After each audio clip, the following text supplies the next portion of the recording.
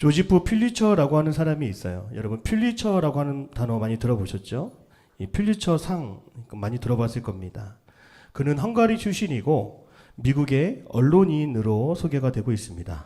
특별히 뉴욕 월드지라고 하는 잡지 발행인이고 언론인으로서 단순한 정보 전달을 전하는 것이 아니라 세상 속에서 진실과 공의, 이익을 위해 언론인들이 봉사해야 된다라고 하는 그런 마음을 가졌습니다. 특별히 그는 언론인으로서 언론은 권력을 감시해야 되고 고통받는 자의 소리를 대변해야 된다라고 말하면서 그가 상을 하나 만들었는데 그것이 바로 퓰리처 상입니다. 그는 사진을 통해서 말보다 빠른 정보를 세상에 전하기를 원했어요. 사진이야말로 어떤 글보다 전달을 하기에 너무나 빠르죠. 사람의 고통과 진실과 전쟁과 또 희망과 소망을 사진 한 장으로 전할 수 있다면 얼마나 빠르게 전할 수 있겠습니까? 우리에게 알려진 퓰리처상을 수상한 그 사진 작가 중에 한 명은 바로 케빈 카터라고 하는 사람입니다. 우리 사진 혹시 준비됐나요? 아마 여러분이 이 사진을 본 적이 있을 것입니다. 케빈 카터 사진 작가가 찍은 수단의 굶주린 소녀와 독수리입니다.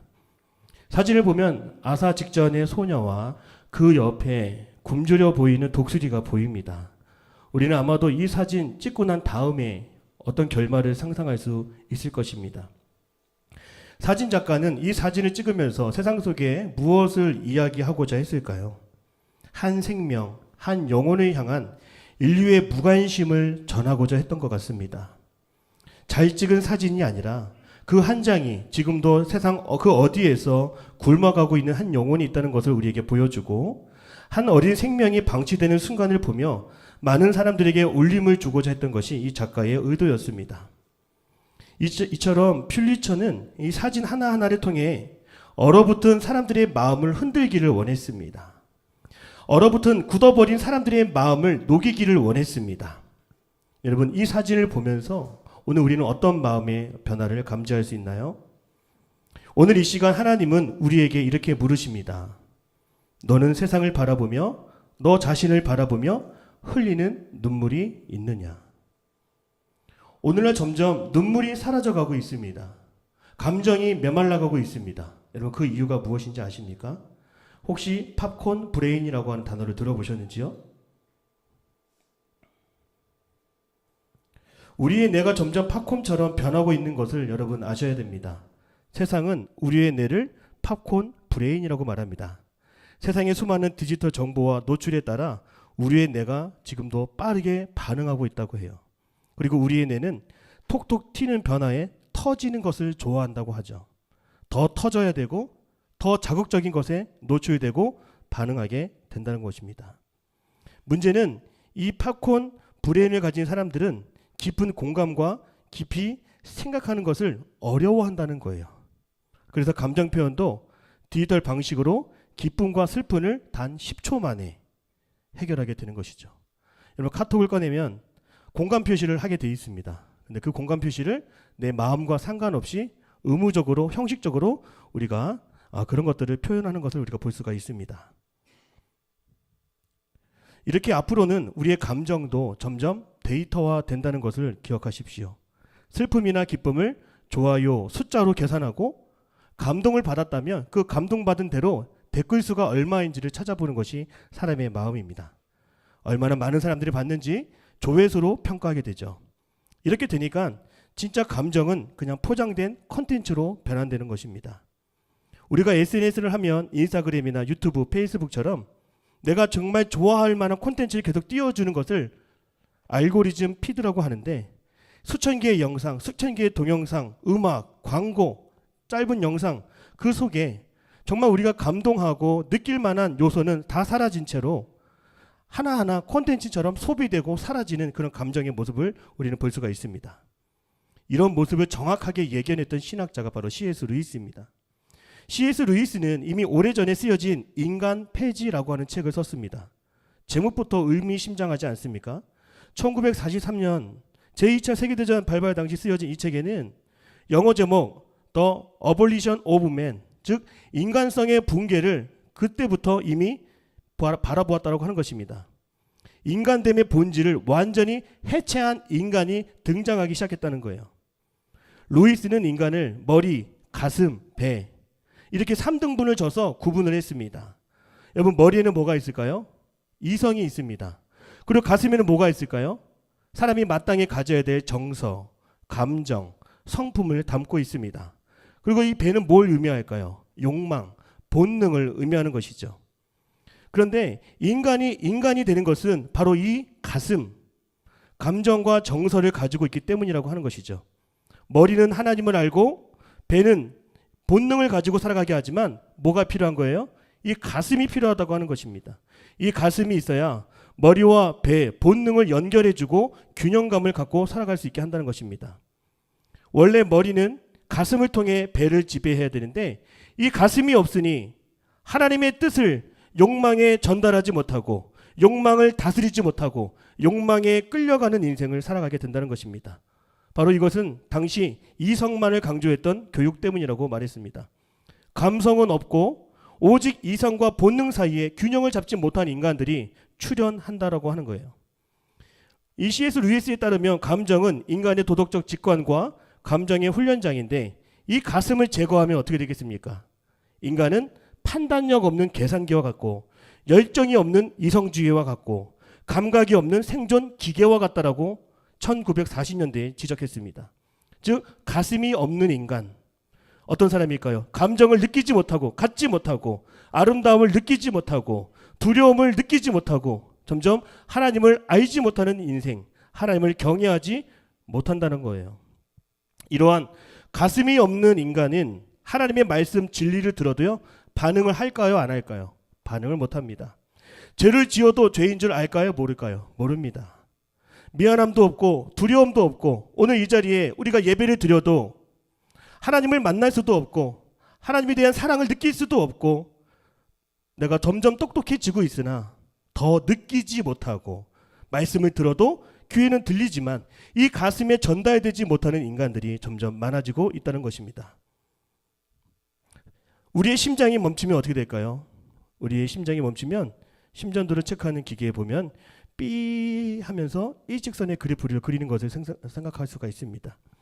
오늘 우리가 예배 중에 감격이 없고 눈물이 없고 찬양을 들어도 떨림이 없다면 우리 영적인 심전도는 이미 일직선을 그리며 죽어가고 있다는 것을 우리는 생각해 볼 수가 있습니다. 점점 울었던 기억이 없어지는 인생, 기뻐도 슬퍼도 점점 무덤덤해지는 인생. 여러분, 다른 사람은 울면서도 기도를 잘하는데요, 왜 나에게는 그런 눈물이 흐르지 않을까? 왜 나에겐 눈물이 마른 것일까? 하나님 없이 사는 가슴을 가지고 있기 때문인 것입니다. 죄의 고통을 느끼지 못하고 영적인 좀비처럼 살아가고 있다고 하는 거예요. 에베소서 4장 17절에서 19절 말씀인데요. 우리 화면 보시고 우리 같이 읽겠습니다. 시작.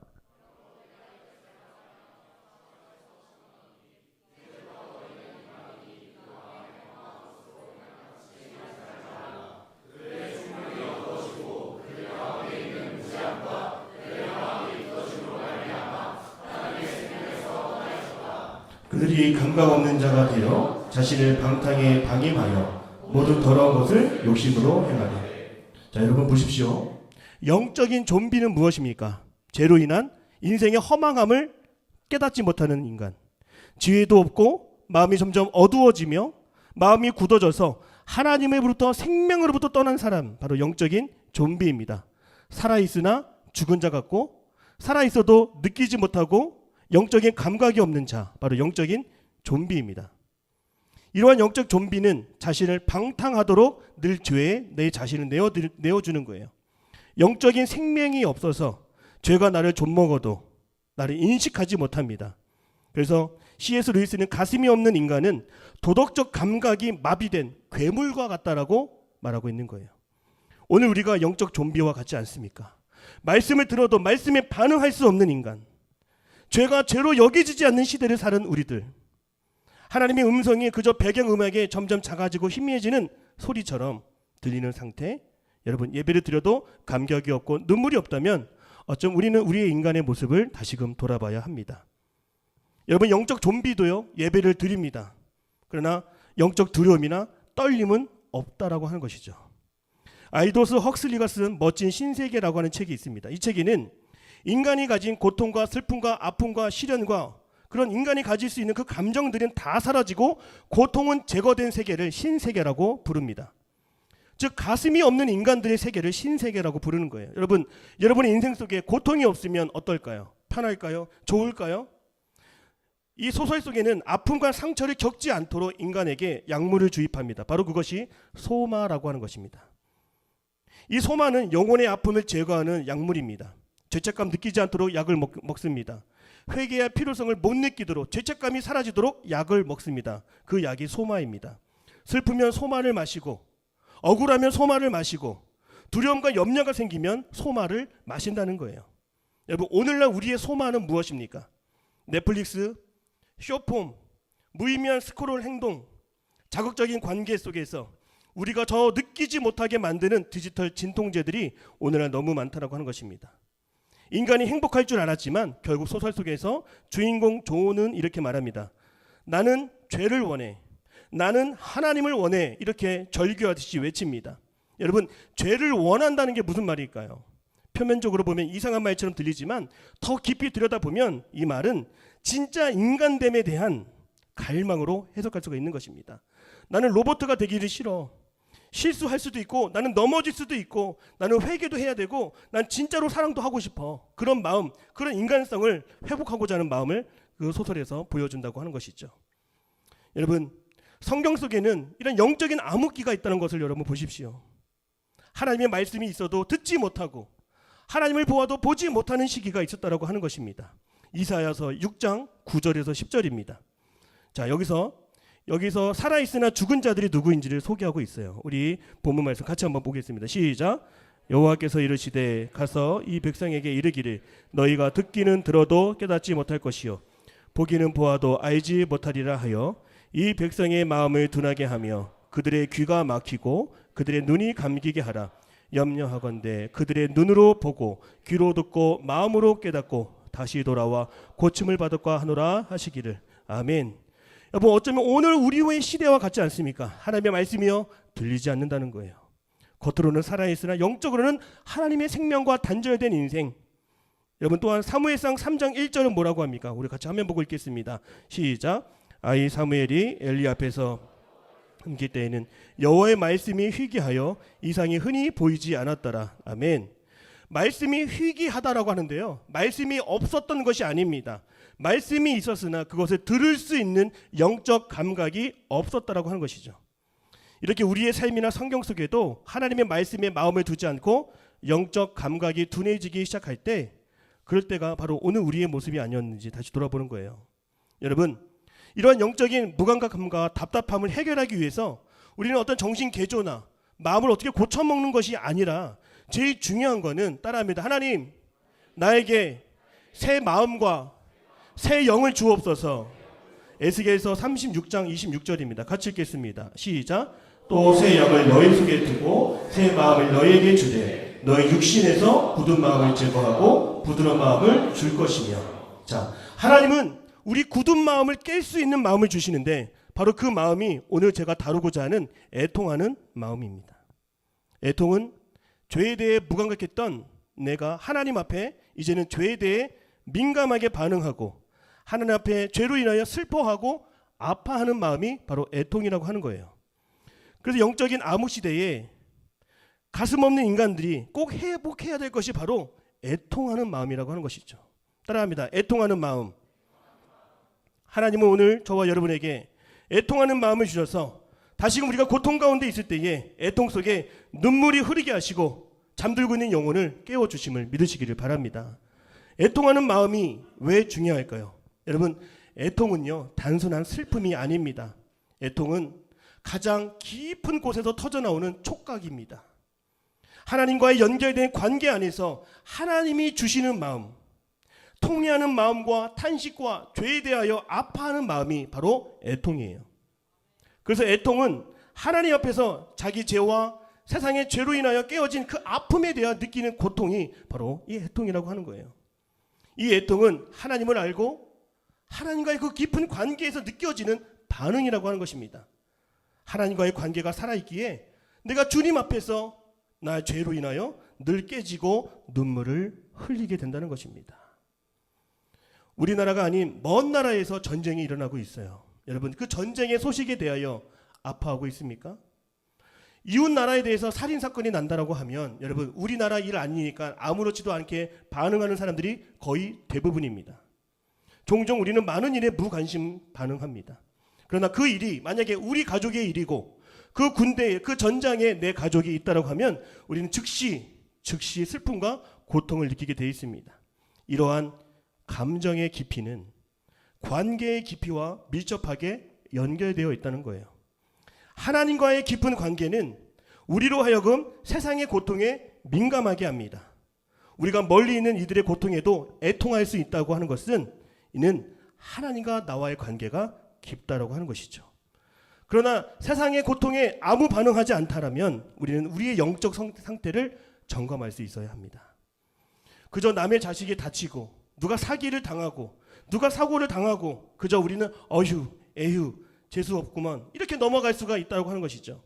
그러나 내 사람, 내 아내, 내 친구가 다쳤다라고 한다면 여러분, 애통은 하나님을 많이 아는 것에서 오는 마음이 아니라 하나님과의 깊은 관계에서 오는 것임을 믿으시기를 바랍니다. 지난주 우리 하영이가 군대 갔어요. 여러분, 이 중에 아파서 눈물 흘린 사람이 몇 명 있었습니까? 이제 준환이랑 현준이 이제 군대 갑니다. 여러분, 마음이 막 아프고 막 저리고 고통이 막 느껴지십니까? 그냥 남의 일이에요 이게? 아니죠. 우리 공동체 안에서 때로는 안타깝게 생각하고 아유 어쩌겠니 그냥 갔다 와야지 잘하고 올 거야. 여러분, 아무 일이 아닙니다. 우리가 느끼고 반응할 수 있기를 축복합니다. 이런 애통은 하나님과의 깊은 관계에서 비롯되고 우리로 하여금 세상의 고통과 죄에 대하여 반응하게 하는 것이죠. 하나님께서 이 땅의 죄악과 고통을 보시고 어떻게 느끼시겠어요, 여러분? 그 고통과 슬픔 탄식을 우리 마음과 공유하기를 원하시는 거죠. 그래서 하나님도 그 모습을 보고 아파하실 때 우리는 하나님과 깊이 연결되어 있기 때문에 내 안에서 눈물이 터져 나오게 되는 거예요. 여러분, 제 스마트폰을 제 자동차에 가져가면 뭘 할까요? 연결을 하고요. 또 제 스마트폰을 가지고 귀에 꽂는 이어폰과 연결을 할 수가 있습니다. 바로 그것은 페어링이라고 할 수 있는 것이죠. 동시에 내 스마트폰의 음악이 이어폰에서도 들을 수 있고 차 안에서도 들을 수 있는 연결을 의미하는 것이 바로 페어링입니다.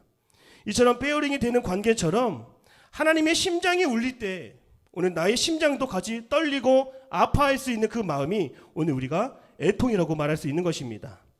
하나님의 심장이 쿵 하고 할 때 오늘 우리들의 마음속에도 쿵 하고 내려앉는 마음이 있어야 되는 거예요. 이게 바로 영적인 블루투스가 연결된 상태에서 오는 애통이라고 하는 것입니다. 여러분, 성경에 보면 에레미야와 느헤미야가 이 애통하는 마음을 가진 사람입니다. 성경에는 많은 사람들이 영적으로 무너지고 무감각할 때 그 어둠의 시기에 하나님과 연결된 페어링된 예레미야와 느헤미야가 있었다는 사실을 기억하십시오. 여러분, 예레미야는요 이스라엘의 죄악과 그들의 행악과 그들의 멸망을 보았던 선지자입니다. 남의 일처럼 보지 않았어요. 그는 깊은 슬픔에 빠져 눈물을 흘린 선지자, 눈물의 선지자라고 부릅니다. 그 눈물은 단순한 눈물이 아니라 하나님의 슬픔에 동참하는 눈물이었습니다. 에레미야 애가 3장 48절 같이 읽겠습니다. 시작. 내 백성의 파멸로 말미암아 내 눈에는 눈물이 시내처럼 흐르도다. 내 눈에 흐르는 눈물이 그치지 아니하고 쉬지 아니하며 여호와께서 하늘에서 살피시고 돌아보실 때까지니라. 아멘.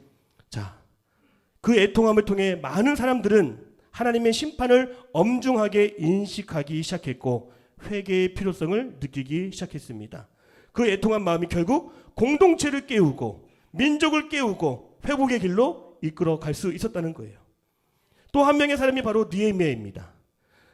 이 느헤미야는 예레미야의 성벽이 무너졌다는 소식을 듣고 나와 상관없는 일처럼 여기지 않았습니다. 그도 슬퍼하고 눈물을 흘렸습니다. 느헤미야 1장 4절입니다. 같이 보겠습니다. 시작. 내가 이 말을 듣고 앉아서 울고 수일 동안 슬퍼하며 하늘의 하나님 앞에 금식하며 기도하여. 자, 보십시오. 하나님의 마음을 같이 느꼈던 사람들, 에레미야와 느헤미야. 여러분, 이런 사람들을 통해서 오늘 우리도 영적인 각성을 불러 일으켜 세울 수 있다고 하는 것입니다. 그들의 눈물은 단순한 눈물이 아닙니다. 하나님의 마음과 함께 흘리는 눈물인 줄 믿습니다. 그 애통하는 마음이 백성을 깨웠고 공동체를 깨웠고 재건의 불씨를 피우고 이 땅은 회개의 마음을 일으켜 세웠다라고 하는 것입니다. 예배 중에 말씀 중에 찬양하며 우리가 세상의 죄악과 고통을 바라보며 애통할 수 있는 심령이 오늘 우리 가운데 있습니까? 예배 가운데 여전히 울리지 않고 여전히 눈물이 흐르지 않는다면 우리의 심령이 지금 굳어졌다라고 하는 사인입니다. 언제 여러분은 예배 가운데 울음을 터뜨리셨나요? 하나님은 굳어있는 우리의 마음속에 이 예레미야의 눈물, 느헤미야의 눈물을 우리에게 주시기를 원하십니다. 그러므로 우리는 오늘 주님, 내 마음속에 이 메마른 마음속에 눈물을 주시옵소서, 애통하는 마음을 주시옵소서, 회개하는 마음을 주시옵소서, 기도할 수 있는 은혜가 우리에게 있기를 축복합니다. 이 애통함을 느끼지 못한다는 것은요, 따라합니다. 하나님과 멀어졌다는 것입니다. 하나님과 연결되지 않고 하나님과 관계에 접속되지 않았기 때문에 우리는 비행기 모드를 켜고 살아가는 것처럼 영적 감각기관을 끄고 살아가는 거예요. 우리는 결국 다른 사람의 고통에 대해서도 무관심하게 되었죠. 안타까워하거나 슬퍼하지 않게 되었습니다. 결국 죄를 지어도 익숙하고 체념하게 되었습니다. 사랑하는 여러분, 우리의 영적 감각기관을 돌아볼 수 있기를 바랍니다. 하나님과의 관계가 차단된 사람은 영적 감각이 죽어버린 사람이에요. 여러분, 어린아이의 특징이 뭘까요? 어린아이는 자나 깨나 웁니다. 갓난아이는 모든 표현을 한 가지로 통일합니다. 웁니다. 배고프면 울고, 불편하면 울고, 화장실 가고 싶으면 울고, 그냥 울어버립니다. 왜요? 그것이 유일한 표현 수단이기 때문이에요. 그리고 중요한 것은 아이는 울 때 누군가가 반응해 주는 것도 알고 웁니다. 눈물이 멈췄다는 것은 여러분 뭡니까? 아이처럼 마음이 심플하지 못하다는 것 아니겠습니까? 하나님 앞에 정직하지 못하다라고 하는 거예요. 그리고 눈물이 없는 것은 무엇보다 하나님과의 연결이 끊어진 안타까운 상황입니다. 따라합니다. 울어야 삽니다. 눈물은 단순한 감정이 아니라 우리의 영혼을 씻는 정화제와 같습니다. 세정제와 같습니다. 눈물이 흐르고 나면 어때요, 여러분? 드라마를 보고 뭐 폭삭 소가수다 맞나? 그때 리니가 보고 울었다고 그래서 맞나? 들었어 그때 그 운 거. 엄마도 울고 다 울었대요. 여러분, 오늘 이처럼 드라마는 우리에게 눈물을 주지만 예배 안에서 우리는 우리의 눈물을 왜 흘리지 않습니까? 눈물이 우리의 죄를 씻고 영혼을 맑게 하는 것을 우리는 경험할 수가 있습니다. 눈물로 하나님의 위로를 담는 그릇을 준비할 수 있기를 축복합니다. 눈물로 울음을 통해 이민족 하나님의 위로가 임할 수 있는 그릇을 우리가 준비해야 됩니다. 그래서 여러분, 지금 가슴이 메마른 시대, 감정이 메마른 시대를 우리가 살아가고 있는데, 자 그러면 이 애통하는 마음을 달라고 기도할 때 우리가 어떤 마음을 가지고 기도해야 될까요? 여러분, 나를 울리는 한 가지를 하나님이 주셨음을 우리 기억하십시오. 바로 그것은 십자가입니다. 십자가는 바로 우리가 얼어붙은 마음을 녹이고 움직이게 하는 하나님의 사랑의 징표입니다. 십자가는 그 끊어진 감각을 다시 연결할 수 있도록 하시는 하나님의 방법이에요. 십자가 앞에서 우리는 생각해야 됩니다. 내 죄가 얼마나 컸는지, 내 죄가 얼마나 무거웠는지, 죄가 얼마나 감당할 수 없는 죄였는지, 그리고 동시에 그 죄의 무게를 감당하신 예수님의 사랑이 얼마나 큰지를 우리는 다시 볼 수 있어야 됩니다. 이제 한 주간 고난주간입니다. 십자가에서 나의 죄를 바라보시고 십자가에 달려가 내가 짊어져야 될 십자가는 바로 나의 것이었으나 하나님이 지셨구나. 바로 여러분, 그 십자가 앞에서 오늘 우리는 애통하는 마음을 회복하게 될 줄로 믿습니다. 찬양 중에 이런 찬양 있잖아요. 십자가 그 사랑. 십자가 그 사랑 멀리 떠나선 무너진 나의 삶 속엔 잊혀진 주네 돌같은 내 마음 어루만지산 다시 일으켜 세우신 주를 사랑합니다. 자 보세요 여러분, 돌같은 나의 마음을 어루만져 주시는 그 예수님 그리스도의 십자가의 사랑이 나를 다시 깨울 수 있다라고 하는 것입니다. 십자가에서 나를 그토록 사랑하시는 하나님을 바라볼 수 있기를 축복합니다. 나를 포기하지 않으시는 그 주님의 사랑으로 우리 마음속에 삶 가운데 애통이 시작될 줄로 믿습니다. 스가랴 12장 10절입니다. 같이 화면 보고 읽겠습니다. 시작. 내가 다윗의 집과 예루살렘 주민에게 은총과 간구하는 심령을 부어주리니 그들이 그 찌른 바 그를 바라보고 그를 위하여 애통하기를 독자를 위하여 애통하듯 하며 그를 위하여 통곡하기를 장자를 위하여 통곡하듯 하리로다. 아멘. 그 찌른 바 그를 보고 애통한다라고 말씀하고 있습니다. 즉 우리가 십자가를 바라볼 때에 그때 시작되는 마음이 무엇이냐면 성령께서 우리에게 애통하는 마음을 주신다는 거예요. 십자가로 인한 고통과 아픔이 바로 애통인 줄로 믿습니다. 십자가 앞에서 여전히 우리의 눈물이 흐르지 않는다면 여전히 정말 어딘가가 굳어 있다라고 하는 신호예요, 여러분. 다시금 얼어붙은 우리의 심령을 깰 수 있는 은혜가 있기를 축복합니다. 가슴이 있는 인간, 눈물이 있는 영혼, 십자가 앞에서 울 줄 아는 그 사람으로 회복되기를 주님의 이름으로 축복합니다. 나의 죄가 얼마나 주님을 아프게 했는지, 내 죄악이 얼마나 많은 주님의 피를 쏟게 했는지를 기억하십시오. 나의 죄로 인하여서 아픔과 슬픔, 그리고 더 나아가 우리 죄 때문에 달리신 예수님을 우리가 다시 바라볼 때 그때 다시 영적인 감각은 회복될 줄로 믿습니다. 하나님 앞에서 죄를 지어서도 여러분 마음이 아프지 않은 사람이 있습니까? 슬퍼하지 않는 사람이 있어요? 지금 필요한 것은 바로 하나님과의 관계의 회복이라고 하는 거예요. 하나님이 어떠한 분인지를 알게 되면 그분을 아프게 한 죄가 얼마나 큰지를 우리가 알고 견딜 수가 없는 것입니다. 십자가를 바라볼 때마다 애통하는 마음 회복되게 하여 주옵소서. 우리의 심령이 깨어지는 역사가 나타나게 하여 주옵소서.